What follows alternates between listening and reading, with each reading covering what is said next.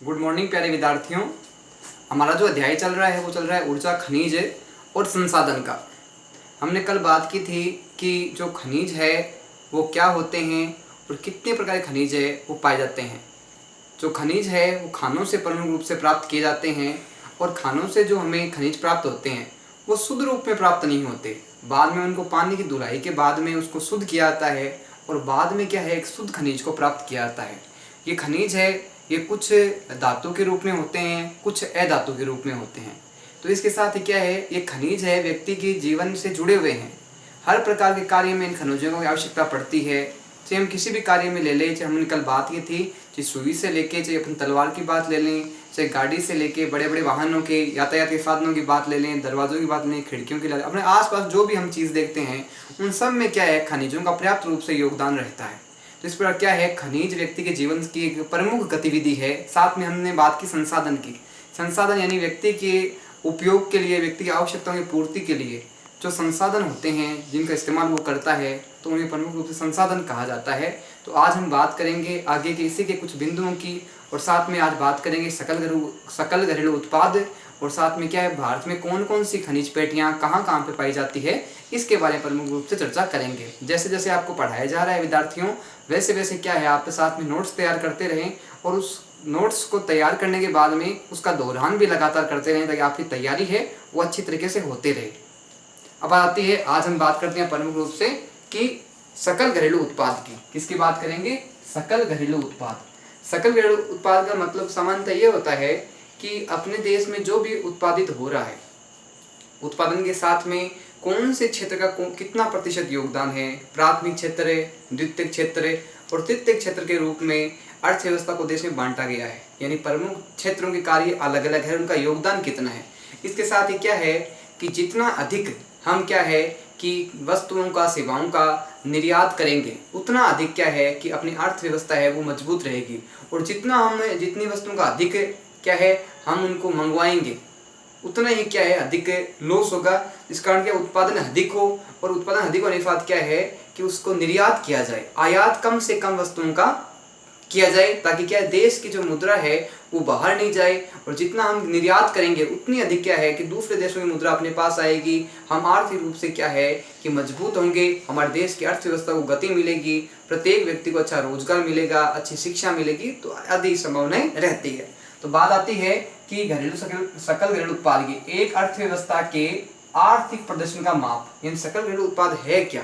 किसी भी देश की बात कर लो, किसी भी राज्य की बात कर लो, उसमें जो आर्थिक रूप से जो अपने होता है, इसमें प्रदर्शन होता है। यानी एक अर्थव्यवस्था है किसी देश की, किसी राज्य किस प्रकार से है, उसकी स्थिति अच्छी है, बुरी है, प्रगति हो रही है, हानि हो रही है, लाभ हो रहा है, उसकी व्यवस्था का एक स्थिति का प्रदर्शन है क्या है, सकल घरेलू उत्पाद। बात आती है कि एक वर्ष में एक राष्ट्र की सीमा के भीतर, एक वर्ष के अंतर्गत यानी 365 दिन के अंतर्गत, एक देश के अंतर्गत क्या होता है, सीमा के भीतर यानी अपने देश के अंदर की बात कर रहा है, साथ में सभी अंतिम माल और सेवाओं का बाजार मूल्य, अंतिम माल और सेवाओं का बाजार मूल्य, यानी हमने वस्तु खरीदी, उसकी लागत कितनी आई, वस्तु को तैयार करने में कितनी लागत आई, और इससे लागत के बाद में कुल प्रॉफिट हमें कितना हुआ, कितना हमने सेवाएं अपनी दी, कितना श्रमिकों को दिया, और उसके बाद में जो हमें अतिरिक्त लाभ हुआ वो कितना हुआ। तो एक निश्चित अवधि इसकी निर्धारण की गई है कि एक वर्ष के अंतर्गत, एक देश के अंतर्गत क्या है कि जो अपन सेवाएं दे रहे हैं या जो अपने लाभ प्राप्त कर रहे हैं, वो एक देश के अंतर्गत एक वर्ष के जो आंकड़े हैं उसको निर्धारित प्रमुख रूप से किसमें किया गया है, सकल घरेलू उत्पाद में किया गया है। बात आती है कि जीडीपी है उसकी फुल फॉर्म क्या है। कई बार क्वेश्चन ये पूछ लेते हैं कि जीडीपी का पूरा नाम क्या है इंग्लिश में, हमें प्रमुख रूप से ग्रास डोमेस्टिक प्रोडक्ट। जीडीपी का पूरा नाम क्या है, ग्रास डोमेस्टिक प्रोडक्ट, जिसको हिंदी में क्या बोलते हैं, सकल घरेलू उत्पाद। बात आती है कि आर्थिक सेहत मापने का सबसे जरूरी तरीका, यानी किसी देश की आर्थिक स्थिति कैसी है, देश से आर्थिक दृष्टि से कमजोर है, आर्थिक रूप से पिछड़ा हुआ है, या आर्थिक रूप से मजबूत है, आर्थिक गतिविधियां हैं उसमें अच्छी है, तो प्रमुख रूप से किस पे निर्भर करती है, ये सकल घरेलू उत्पाद के द्वारा इन स्थितियों के बारे में जानकारी की जाती है, इन मापने का प्रयास किया जाता है। बात आती है किसी खास अवधि में। किसी खास अवधि का मतलब हो गया कि एक स्थान पे जो एक वर्ष के अंतर्गत जो उसका मापन किया जाता है अर्थव्यवस्था का, कि किस क्षेत्र का कितने प्रतिशत योगदान रहा, किस क्षेत्र का कम योगदान रहा, किस क्षेत्र में बढ़ोतरी हुई, किस क्षेत्र में कमी आई। तो ये क्या है, एक सीमा के अंतर्गत, एक अवधि के यानी एक वर्ष के अंतर्गत जो समय द्वारा ज्ञात किया जाता है उसकी बात को दर्शाता है। बताती है वस्तु और सेवाओं के उत्पादन की कुल कीमत, यानी किसी खास अवधि में किसी वस्तु के उत्पादन में और उसकी लागत में कितना मूल्य लगा, और मूल्य लगने के बाद में जो हमने उसके ऊपर कुल खर्च किया उसके बाद में उसके अलावा हमें अतिरिक्त लाभ कितना मिलता है, वो क्या है, सकल घरेलू उत्पाद में आता है।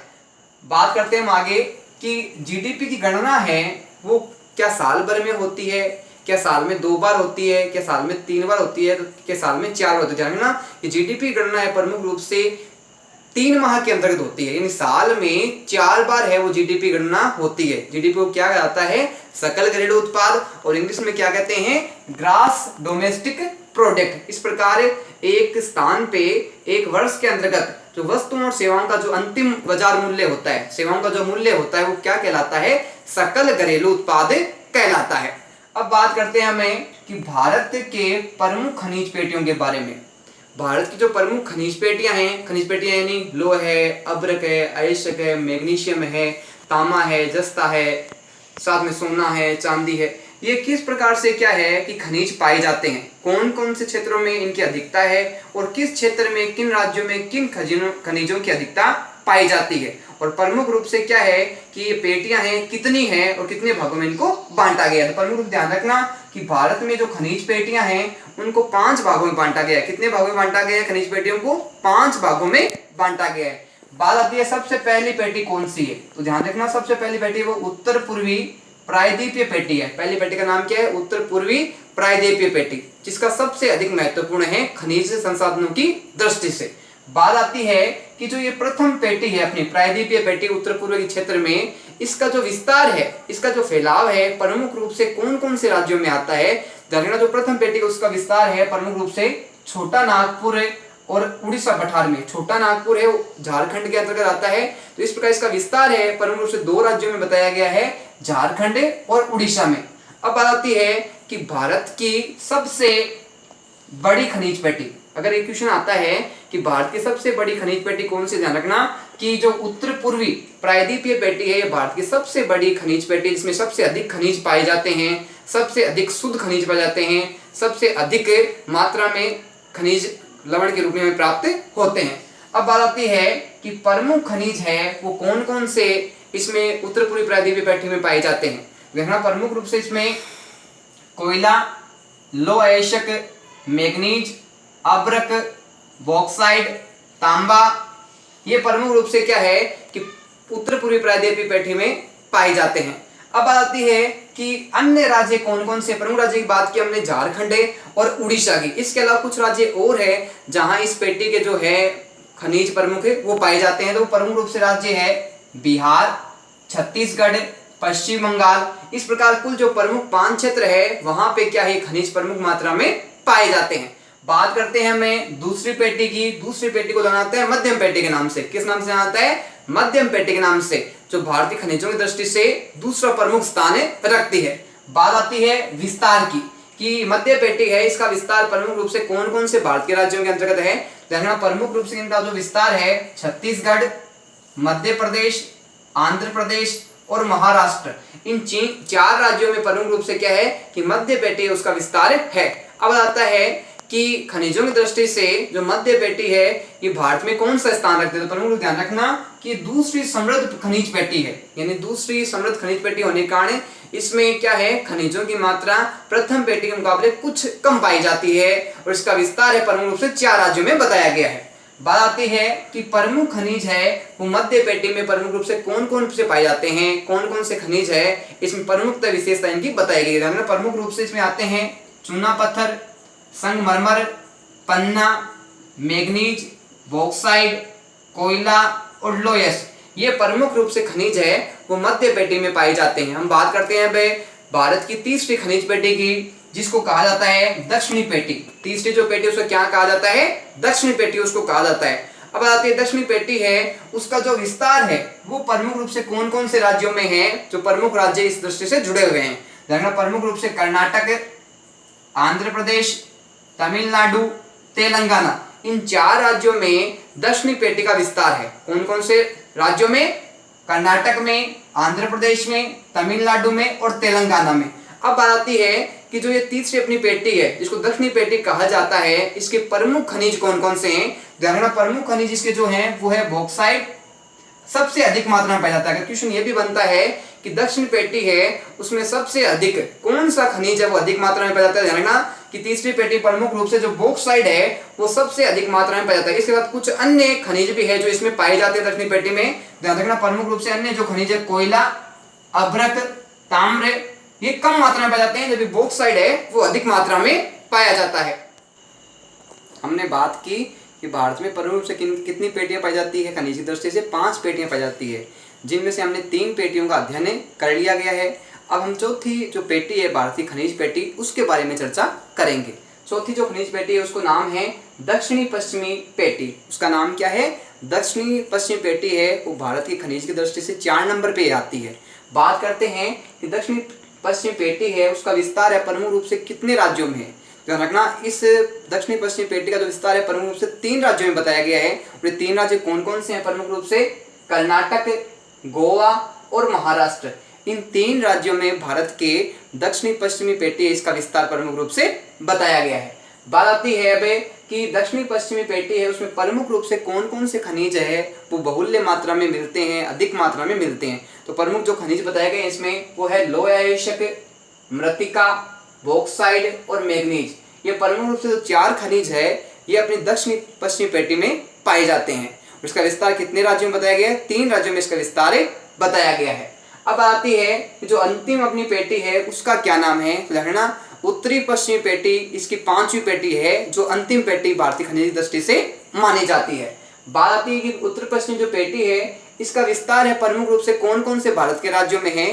ध्यान रखना प्रमुख रूप से जो राजस्थान का अरावली क्षेत्र है और जो गुजरात है वहां इससे उत्तरी पश्चिमी पेटी का विस्तार है। प्रमुख रूप से 2 क्षेत्रों से जुड़ी हुई है, ये राजस्थान है और गुजरात से। और राजस्थान में प्रमुख रूप से जो अरावली क्षेत्र आते हैं उनसे इसका संबंध बताया गया है। बात आती है कि प्रमुख रूप से जो राजस्थान के जो कौन कौन से जिले हैं वहां इस पेटी का प्रमुख रूप से विस्तार देखने को मिलता है।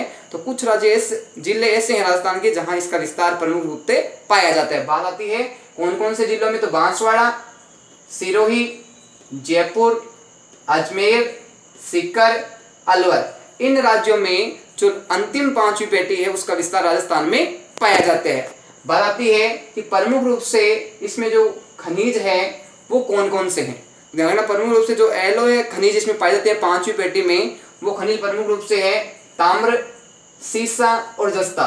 ये 3 क्या है? एलोय खनिज इसमें पाए जाते हैं। कौन कौन से? ताम्र, सीसा और जस्ता।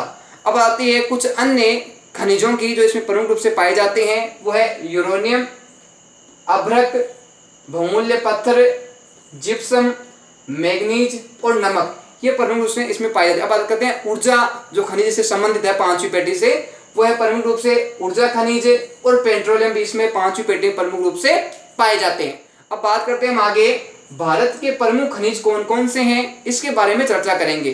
तो भारत में सबसे जो प्रमुख खनिज है वो है लौह अयस्क। कौन सा है? लौह अयस्क। इसके बारे में हम विस्तार से चर्चा करेंगे। बात आती है अर्थव्यवस्था के विकास का आधार। जो खनिज है ये अर्थव्यवस्था में महत्वपूर्ण योगदान निभाते हैं, जैसे कृषि है, जैसे अपने विनिर्माण है। उसी तरीके से क्या है कि ये जो खनन है लौह अयस्क का कार्य है, ये अर्थव्यवस्था का प्रमुख आधार है। इसके द्वारा क्या है? लोगों को कार्य मिलता है, लोगों के रोजगार में वृद्धि होती है, उनके आर्थिक क्षेत्र में प्रगति होती है, लोगों को समय पर कार्य मिलता है। तो इसके साथ क्या है कि खनिजों की आवश्यकताएं पूरी होती है, खनिजों से नए नए तत्व, नई नई वस्तुएं बनाई जाती है। तो इस प्रकार से क्या है अर्थव्यवस्था में इन लौह अयस्क का प्रमुख रूप से योगदान रहता है। लोहे को गर्म करके आवश्यकता के अनुसार किसी भी आकृति में, किसी भी स्थिति में उसको परिवर्तन किया जा सकता है। बात आती है कि ये लौह अयस्क है प्रमुख रूप से कहाँ से प्राप्त होता है? कौन सी चट्टानें हैं जिनसे इस लौह अयस्क की प्राप्ति हमें प्रमुख रूप से होती है ना? प्रमुख रूप से जो आग्नेय चट्टानें हैं उनके द्वारा लौह अयस्क की प्राप्ति होती है। आग्नेय चट्टानों में क्या है? ये पिघलने के बाद में प्राप्त होता है और बाद में इसका जो विनिर्माण है वो अलग अलग कार्यों में किया जाता है। बात आती है पिघले हुए चट्टानी पदार्थ के ठंडे होकर जम जाने से बनती है। यानी जो आग्नेय चट्टानें हैं ये किस प्रकार से इन चट्टानों का निर्माण होता है, तो ध्यान रखना प्रमुख रूप से पिघले हुए चट्टानी पदार्थ है जब ये ठंडे होकर जब जम जाते हैं तो किन का निर्माण होता है, आग्नेय से चट्टानों का निर्माण होता है और बाद में इसके लोह एस्टर का उपयोग किया जाता है। बात आती है लोह एस्टर में विश्व में भारत का जो स्थान है वो कौन सा है और क्या उसका स्थान प्रथम है या द्वितीय। ध्यान रखना लोह एस्टर की दृष्टि से विश्व में जो प्रथम स्थान पे है वो है रूस। कौन है लोह एस्टर की दृष्टि से प्रथम स्थान, रूस का। और जो भारत का स्थान है लोह एस्टर की दृष्टि से वो स्थान है द्वितीय स्थान। अब बात करते हैं भारत में किस प्रकार के लोह एस्टर पाए जाते हैं, वो कितने प्रकार के हैं, किस में कितनी मात्रा है लोह एस्टर की, कितने प्रतिशत भारत में उसके भंडार है, उसके क्षेत्र है, इसके बारे में प्रमुख रूप से चर्चा करेंगे।